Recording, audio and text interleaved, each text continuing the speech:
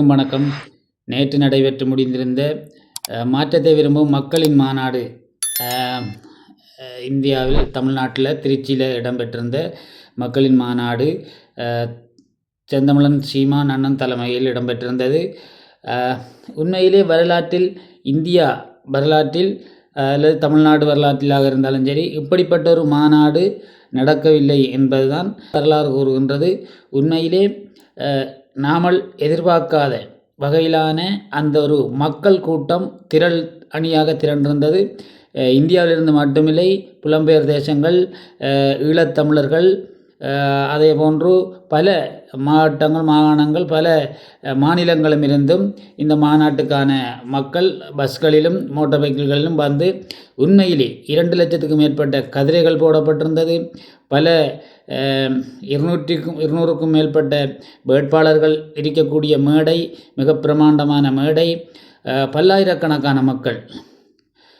உண்மையிலே பல அரசியல் கட்சிகள், அங்கால நாம் தமிழர் கட்சியை விட இதற்கு முதல் ஆரம்பிக்கப்பட்ட பழமை வாய்ந்த கட்சிகளாக இருந்தாலும் சரி, தேமுதிக அல்லது காங்கிரஸாக இருந்தாலும் சரி, அண்ணா திராவிட முன்னேற்ற கழகமாக இருந்தாலும் சரி, எந்த ஒரு ஸ்டாலின் கட்சியான விஜய் கட்சியானது எந்த ஒரு கட்சியாக இருந்தாலும் இப்படிப்பட்ட ஒரு கூட்டத்தை வரலாற்றிலே கண்டிருக்கவில்லை என்றுதான் கூறுகின்றார்கள். எல்லாரிடமும் இதுகளை பற்றி விசாரிக்கும் போது உண்மையிலேயே ஒரு பிரமாண்டமான, உங்களுக்கே பார்க்க தெரியும், இப்படியான ஒரு சனம் மண்ணை போட்டால் கூட இடமில்லாத ஒரு வகையில் அந்த 159 ஏக்கர் என்று நினைக்கின்ற நிலப்பரப்பு, அதில் 80-90 ஏக்கரை கிட்ட மக்கள் வந்திருப்பதற்கு மேடை அமைப்பதற்குமாக ஒதுக்கப்பட்டு, மீதி இடங்களை வாகனங்கள் தரிப்பதற்காக ஒதுக்கப்பட்டு, தமிழ்நாட்டு கொடி ஏற்றப்பட்டு, தமிழ்நாட்டு கொடி என்று அங்கீகரிக்கப்படாட்டியும் செந்தமிழன் சீமானண்ணன் அவர்களால் அறிமுகப்படுத்தப்பட்டு இன்றைக்கு வரைக்கும் பயன்படுத்தி கொண்டு வந்தது. இவ்வளவு காலம் தமிழ்நாட்டு தினம் அன்றுதான் அந்த கொடியை ஏற்றினார்கள். இந்த மாநாட்டில் முதலாக மாநாட்டில் கொடியேற்றிருக்கின்றார்கள். அதைவிட புலிக்கொடி என்றாலே தமிழர்களுக்கு ஒரு வீரம் நிறைந்த ஒரு கொடி. அக்கொடியை பார்த்தவுடனே மேல் சிலுக்கும். அப்படிப்பட்ட ஒரு கொடியும் எல்லாரும் பறப்பதை பார்க்கும்போது பிரமாண்டமாக இருந்தது. உண்மையிலே ஒரு என்னத்தை இதை 2 தெரியல, பார்க்க தெரியும் உங்களுக்கு, மிகவும் பிரமாண்டம். பாருங்கள், இதில் காற்றன் விளங்கும் உங்களுக்கு, மிகவும் பிரமாண்டமாக இருந்துச்சு.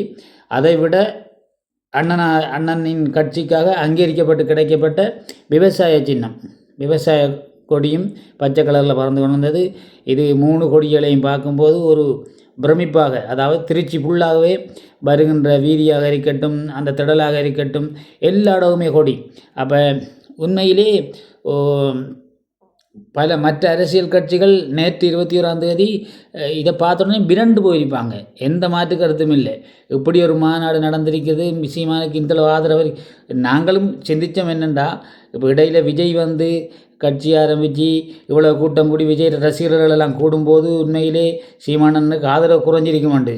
உண்மையான கதை அது இல்லை, இன்னும் ஆதரவு கூடித்தான் இருக்குது. விஜய் ஆதரவாளர்கள் கூட இந்த மீட்டிங் வந்திருந்ததை பார்க்கக்கூடிய மாதிரி இருந்துச்சு. அப்படி ஆதரவாளர்கள் கூடியிருக்கிற ஒழிய குறைஞ்ச நிலப்பாடு இல்லை. நிச்சயமாக எதிர்வருகின்ற தேர்தல் இன்னும் 2 மாதங்கள் இருக்கிறது என்று நினைக்கின்றேன். எதிர்வருகின்ற தேர்தலில் நிச்சயமாக நாம் தமிழர் கட்சி தலைமை ஒருங்கிணைப்பாளர் சீமானண்ணன் வெல்ல வேண்டும்.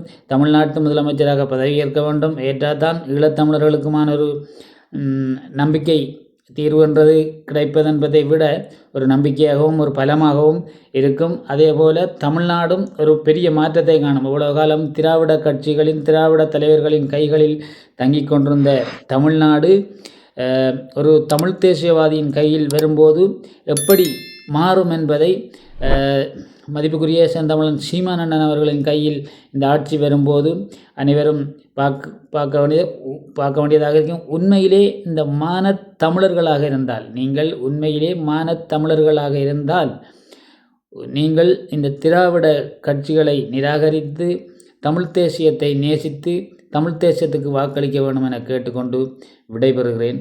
நன்றி.